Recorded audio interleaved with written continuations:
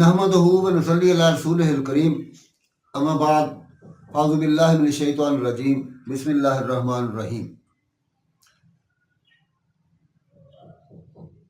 दोस्तों, हज़रत मूसा अलैहिस्सलाम का किस्सा जारी है।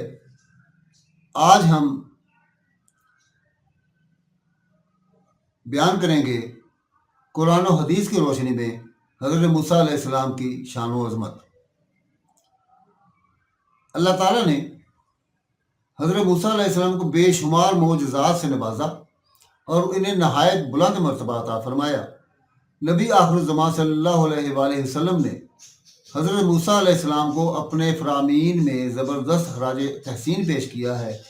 आपके इन फ़रामीन में इस्लाम के औसाफ़ हमीदा का रोशन इजहार है, बखिलाफ़ आज के यहूद व नसारा के जो तासुब और कीना में मुब्तला और अंबिया कराम की तौहीन के मुर्तकब हैं। इरशाद बारी ताला है, इस कुरान में मूसा का जिक्र कीजिए जो चुना हुआ और रसूल और नबी था।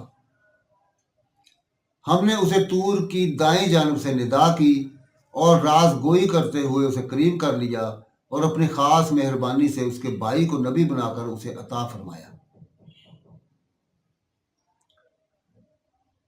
सूरह आराफ में इरशाद है, ए मूसा, मैंने तुमको अपने पैगाम और अपने कलाम के ज़रिए लोगों से मुमताज़ किया है, लिहाजा जो मैंने तुमको अता किया है उसे पकड़ो और मेरा शुक्र बजा लो।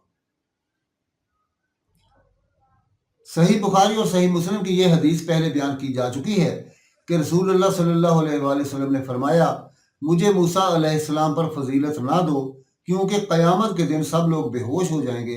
सबसे पहले मैं होश में आऊँगा तो मूसा अलैहिस्सलाम को अर्श का पाया पकड़े हुए पाऊँगा। मालूम नहीं वो भी बेहोश होंगे, लेकिन मुझसे पहले होश में आ जाएंगे, या उन्हें तूर की बेहोशी का बदला दिया जाएगा कि क़यामत तक बेहोश नहीं होंगे।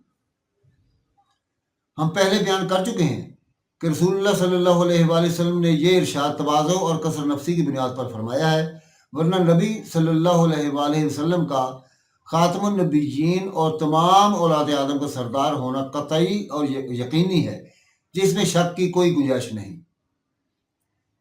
अल्लाह ताला ने मुख्तलिफ अंबिया का जिक्र करने के बाद फरमाया, और मूसा अलैहिस्सलाम से उस अल्लाह ताला ने साफ तौर पर कलाम किया।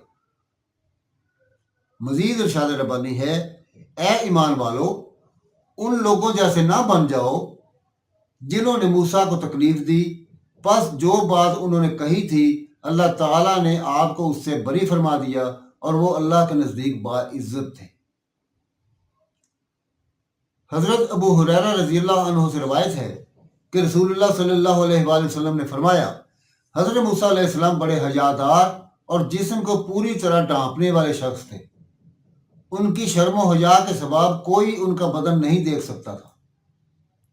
इन्हें ईज़ा पहुंचाने के लिए बनी इसराइल के कुछ अफराद ने कहा, आप अपने बदन का इस कदर पर्दा किसी ऐब या जल्दी बीमारी मसलन बर्स या फतक की वजह से करते हैं। अल्लाह ताला ने चाहा कि आपका बेऐब होना जाहिर हो जाए तो एक रोज़ मूसा अलैहिस्सलाम ने तन्हाई में जाकर अपने कपड़े उतारे और एक पत्थर पर रख दिए, फिर नहाने लगे। फारिग होकर अपने कपड़े लेने के लिए आगे बढ़े तो पत्थर उनके कपड़े लेकर भाग उठा। मूसा अलैहिस्सलाम अपना असा लेकर पत्थर के पीछे दौड़े और फरमाने लगे, ए पत्थर मेरे कपड़े दे दे, ए पत्थर मेरे कपड़े दे दे, हत्ता के बनी इसराइल के एक गिरोह तक जा पहुंचे जिन्होंने मूसा अलैहिस्सलाम को बेलिबास जिस्म इंतहाई खूबसूरत और बेऐब देखा। इस तरह अल्लाह ताला ने आपको उनके लगाए हुए इल्ज़ाम से बरी फरमा दिया। उस वक्त पत्थर ठहर गया, आपने अपने कपड़े पहने और पत्थर को अपने असा से मारने लगे।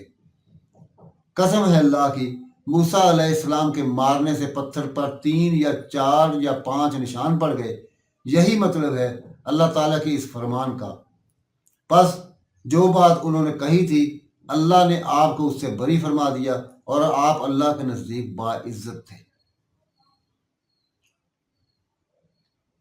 दोस्तों, बाज़ उलमा ने फरमाया है कि अल्लाह ताला के दरबार में हज़रत मूसा अलैहिस्सलाम के मकाम व मर्तबा की अज़मत का एक मज़हर ये भी है کہ آپ نے اپنے بھائی ہارون علیہ السلام کے حق میں دعا فرمائی کہ وہ آپ کے وزیر ہوں، تو اللہ تعالیٰ نے آپ کی درخواست قبول فرما کر ہارون علیہ السلام کو منصب نبوت پر فائز فرما دیا، جیسے ارشاد ہے، اور اپنی خاص مہربانی سے اس کے بھائی کو نبی بنا کر اسے عطا فرمایا۔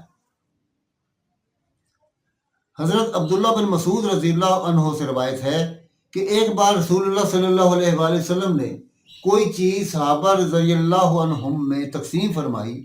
ایک شخص نے کہا، اس تقسیم سے اللہ کی رضا مقصود نہیں تھی، یعنی اس نے نبی صلی اللہ علیہ وآلہ وسلم پر بے انصافی کا الزام لگایا۔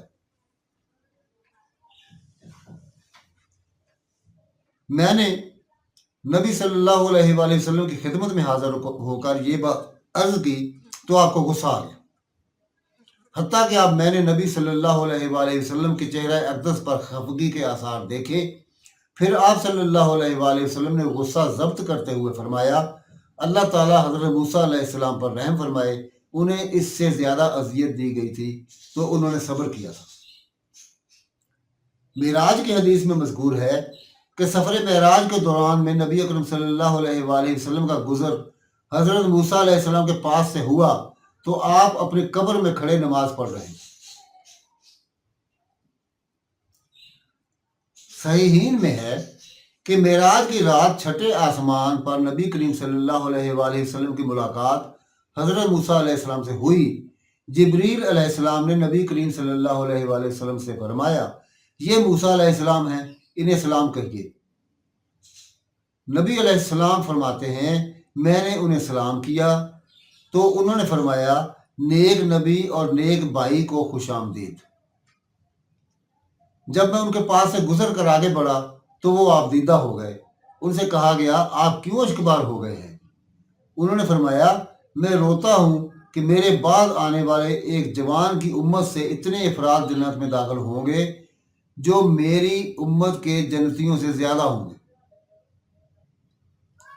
جب اللہ تعالیٰ نے حضرت محمد صلی اللہ علیہ وآلہ وسلم کی امت پر 50 نمازیں فرض کیں تو رسول اللہ صلی اللہ علیہ وآلہ وسلم واپسی کے دوران میں حضرت موسیٰ علیہ السلام سے ملے۔ انہوں نے فرمایا، اپنے رب کے پاس دوبارہ تشریف لے جائیے اور اپنی امت کے لیے تخفیف کی درخواست کیجیے۔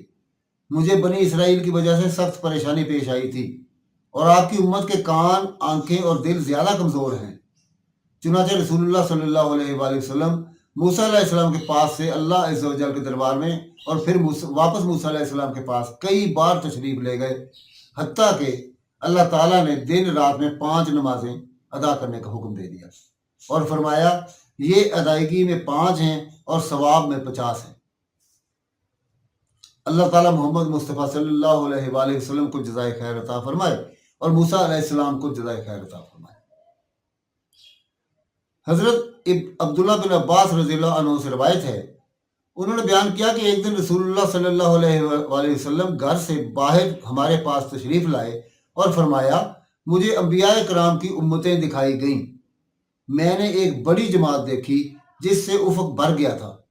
مجھے بتایا گیا، یہ موسیٰ علیہ السلام اور ان کی قوم یعنی امت کے افراد ہیں۔ حضرت عبداللہ بن عباس رضی اللہ عنہ سے روایت ہے کہ نبی صلی اللہ علیہ وآلہ وسلم نے فرمایا، مجھے امتیں دکھائی گئیں۔ میں نے دیکھا کہ کسی نبی کے ساتھ ایک گروہ ہے، کسی نبی کے ساتھ 1 یا 2 افراد ہیں اور کسی نبی کے ساتھ کوئی بھی نہیں۔ اچانک مجھے ایک بڑی جماعت نظر آئی۔ میں نے کہا، یہ میری امت ہے؟ کہا گیا، یہ موسیٰ علیہ السلام اور ان کی قوم ہے۔ لیکن افق کی طرف دیکھیے، میں نے دیکھا کہ بہت بڑا انبوہ ہے۔ پھر مجھ سے کہا گیا، اس طرف دیکھیے، دیکھا تو وہاں بھی بہت بڑا انبوہ تھا۔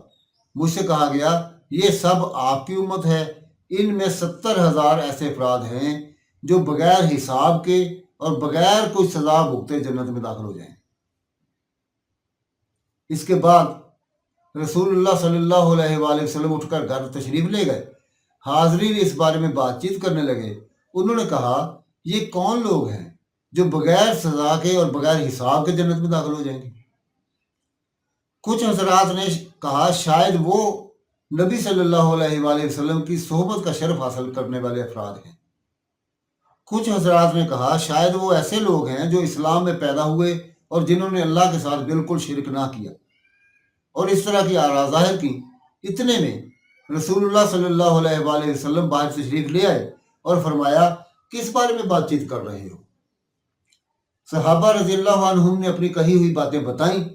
نبی صلی اللہ علیہ وآلہ وسلم نے فرمایا یہ حساب کے بغیر جنت میں جانے والے افراد وہ ہیں جو داغ نہیں لگواتے، جھاڑ پھونک نہیں کرواتے، بدشگونی نہیں لیتے، صرف اپنے رب پر بھروسہ کرتے ہیں۔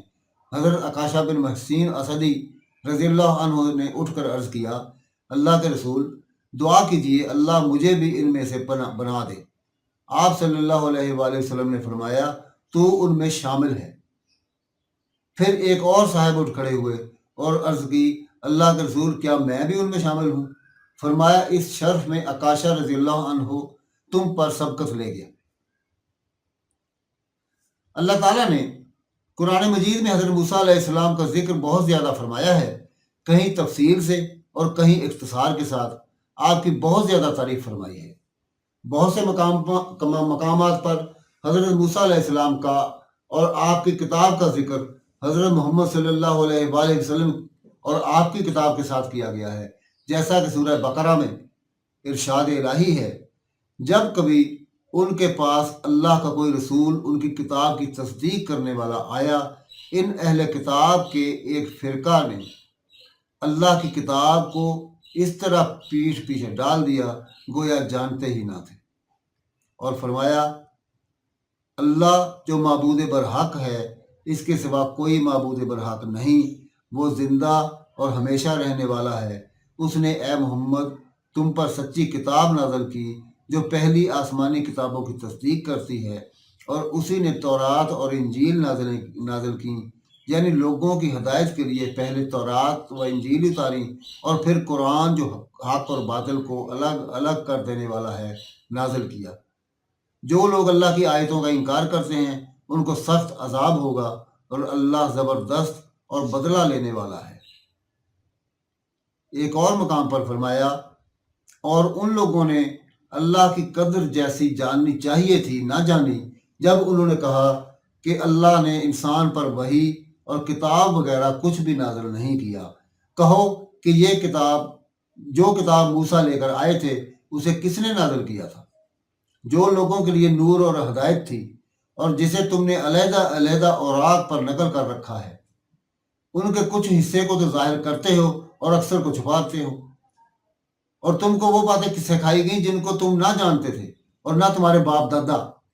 کہہ دو اس کتاب کو اللہ ہی نے نازل کیا تھا، پھر ان کو چھوڑ دو کہ اپنی بیہودہ باتوں میں کھیلتے رہیں، اور ویسی ہی یہ کتاب ہے جیسے ہم نے نازل کیا ہے، ایسی بابرکت جو اپنے سے پہلی کتابوں کی تصدیق کرتی ہے، اور جو اس لیے نازل کی گئی ہے کہ تم مکے اور اس کے آس پاس کے لوگوں کو آگاہ کر دو، اور جو لوگ آخرت پر ایمان رکھتے ہیں وہ اس کتاب پر بھی ایمان رکھتے ہیں، اور وہ اپنی نمازوں کی پوری خبر رکھتے ہیں۔ اس مقام پر پہلے تورات کی تعریف فرمائی، پھر قرآن مجید کی عظیم توصیف فرمائی۔ مزید فرمایا پھر ہم نے موسیٰ کو کتاب عنایت کی تھی تاکہ ان لوگوں پر جو نیکوکار ہیں نعمت پوری کر دیں، اور اس میں ہر چیز کا بیان ہے اور ہدایت ہے اور رحمت ہے، تاکہ ان کی امت کے لوگ اپنے پروردگار کے روبرو حاضر ہونے کا یقین کریں۔ اور اے کفر کرنے والو، یہ بابرکت کتاب بھی ہم ہی نے اتاری ہے، سو اس کی پیروی کرو اور اللہ سے ڈرو کہ تم پر مہربانی کی جائے۔ ایک اور مقام پر فرمایا بے شک ہم ہی نے تورات نازل فرمائی جس میں ہدایت اور روشنی ہے، اسی کے مطابق انبیاء جو اللہ کے فرما بردار تھے یہودیوں کو حکم دیتے رہے ہیں، اور مشائخ اور علماء بھی، کیونکہ وہ کتاب اللہ کے نگہبان مقرر کیے گئے تھے اور اس پر گواہ تھے، یعنی حکم الہی کا یقین رکھتے تھے۔ سو تم لوگوں سے مت ڈرنا اور مجھ ہی سے ڈرتے رہنا، اور میری آیتوں کے بدلے تھوڑی سی قیمت نہ لینا، اور جو اللہ کے نازل فرمائے ہوئے احکام کے مطابق حکم نہ دے تو ایسے ہی لوگ کافر ہیں۔ مزید فرمایا اور اہل انجیل کو چاہیے کہ جو احکام اللہ نے اس میں نازل فرمائے ہیں اس کے مطابق حکم دیا کریں، اور جو اللہ کے نازل کیے ہوئے احکام کے مطابق حکم نہ دے گا تو ایسے لوگ نافرمان ہیں، اور اے پیغمبر ہم نے تم پر سچی کتاب نازل کی ہے جو اپنے سے پہلی کتابوں کی تصدیق کرتی ہے اور ان سب کی محافظ ہے۔ ان آیات مبارکہ سے معلوم ہوتا ہے کہ اللہ تعالیٰ نے قرآن مجید کو دوسری کتاب سماویہ کے بارے میں فیصلہ دینے والا بتایا ہے۔ ان کتابوں میں جو باتیں درست ہیں قرآن مجید ان کی تصدیق اور وضاحت کرتا ہے، اور ان میں جو تحریفات ہوئی ہیں ان کی نشاندہی کرتا ہے۔ اللہ تعالیٰ نے اہل کتاب کو ان کتابوں کی حفاظت کا ذمہ دار ٹھہرایا تھا۔ وہ انہیں نہ یاد رکھ سکے، نہ کمی بیشی سے محفوظ رکھ سکے، چنانچہ ان میں بہت سی تبدیلیاں ہو گئیں۔ اس کے علاوہ ان کی غلط فہمیوں اور کوتاہ علمی کی وجہ سے بھی کتب مقدسہ میں غلطیاں آ گئیں۔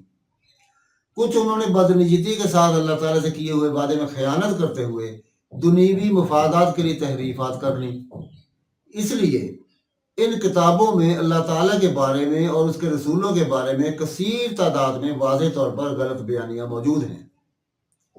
اللہ تعالیٰ نے سورہ انبیاء میں فرمایا، اور ہم نے موسیٰ اور ہارون کو ہدایت و گمراہی میں فرق کر دینے والی اور سر تا پا روشنی اور نصیحت کی کتاب عطا کی، اور وہ پرہیزگاروں کے لیے یاد دہانی ہے جو بن دیکھے اپنے پروردگار سے ڈرتے ہیں اور قیامت کا خوف بھی رکھتے ہیں۔ اور یہ مبارک نصیحت ہے جسے ہم نے نازل فرمایا، تو کیا تم اس کا انکار کرتے ہو؟ سورہ قصص میں ارشاد ہے، پھر جب ان کے پاس ہماری طرف سے حق آ پہنچا تو کہنے لگے کہ جیسی نشانیاں موسیٰ کو ملی تھیں ویسی اس کو کیوں نہیں ملی؟ کیا جو نشانیاں پہلے موسیٰ کو دی گئی تھیں انہوں نے ان کا انکار نہیں کیا؟ کہنے لگے کہ دونوں جادوگر ہیں ایک دوسرے کے موافق، اور بولے کہ ہم سب کے منکر ہیں۔ کہہ دو کہ اگر سچے ہو تو تم اللہ کے پاس سے کوئی کتاب لے آؤ جو ان دونوں کتابوں سے بڑھ کر ہدایت کرنے والی ہو، تاکہ میں بھی اس کی پیروی کروں۔ یعنی اللہ تعالیٰ نے دونوں کتابوں تورات اور قرآن مجید کی بھی تعریف کی ہے، اور دونوں رسولوں حضرت موسیٰ علیہ السلام اور حضرت محمد صلی اللہ علیہ وآلہ وسلم کی بھی تعریف کی ہے، جنہوں نے بھی اپنی قوم سے یہی کہا تھا۔ ہم نے یقیناً وہ کتاب سنی ہے جو موسیٰ کے بعد نازل کی گئی۔ خلاصہ کلام یہ ہے کہ حضرت موسیٰ علیہ السلام کی شریعت ایک عظیم شریعت تھی، اور آپ کی امت ایک کثیر تعداد پر مشتمل تھی، جس میں بہت سے انبیاء، علماء، عابد، زاہد، دانش مند، بادشاہ، وزیر، سردار اور بڑے لوگ پیدا ہوئے۔ لیکن وہ لوگ بعد میں اس شرف و منزلت کے حامل نہ رہے۔ جب انہوں نے اپنی شریعت میں تبدیلیاں کر لیں تو اللہ نے ان کی صورتیں تبدیل کر کے انہیں بندروں اور خنزیروں کی شکل دے دی۔ ان پر اور بھی بے شمار مصیبتیں اور آفتیں نازل ہوئیں جن کی تفصیل طوالت کا باعث ہے۔ ہم ان کے اہم واقعات اختصار سے بیان کریں گے انشاءاللہ تعالی۔ دوستو، آج ہم نے ذکر کیا قرآن و حدیث کی روشنی میں حضرت موسیٰ علیہ السلام کی عظمت و بزرگی کی، جو ہم نے قرآن کریم کی آیات کے ترجمہ اور احادیث کے ترجمہ کی صورت میں پیش کیا۔ انشاءاللہ تعالی اگلی نشست میں ہم حضرت موسیٰ علیہ السلام کا حلیہ مبارک اور ان کے حج کعبہ کے بارے میں بات کریں گے، اور شاید یہ اس قصے کی آخری نشست ہو۔ وما علینا الا البلاغ المبین۔